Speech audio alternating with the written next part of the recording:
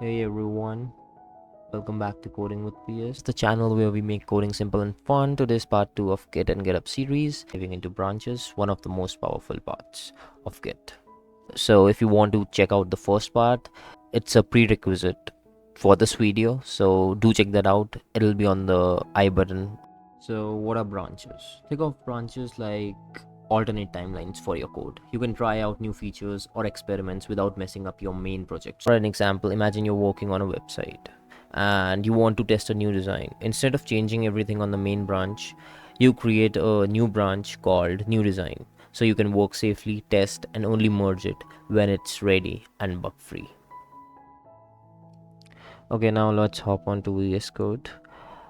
Firstly, let's talk about the branches. This is the diagram of the main branch and a new branch that we've created. So the master is the main branch where we made a branch, we did some changes, then we created a new branch to add some new features over here, and then we merged those changes to the main branch. So this is how branches work, and this is one of the most important features on Git. Over here on the terminal, this is the repository I created in the previous video, the part 1 of Git and GitHub. So how branches are created? So you're gonna write git branch, and then you can name it anything. New, it's created. Now we're still at the main branch right now, so what you have to do is git check out new. It's gonna hop onto new. Okay, now it's on the new branch. Now this was the readme.md. You're gonna make changes over here. ps hello, how are you, and it's saved. Okay, and then what you're gonna do is just git add all, then git commit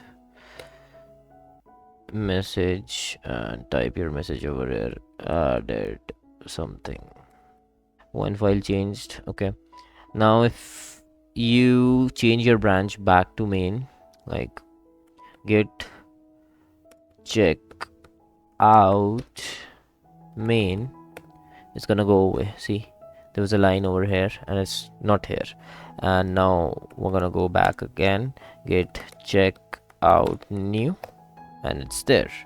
ps hello, how are you. So this is how branches are created, and you can commit changes. And now for the merging part, you can merge this to your main branch as well. So to do that, now you're gonna go to git check out main.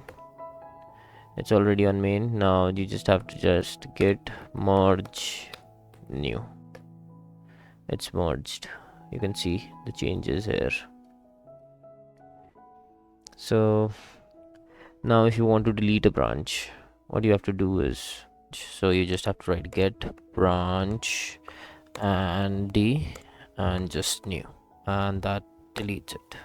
If you're sure you want to delete, just run git branch d capital and new, and the branch was deleted. That's how simple it is.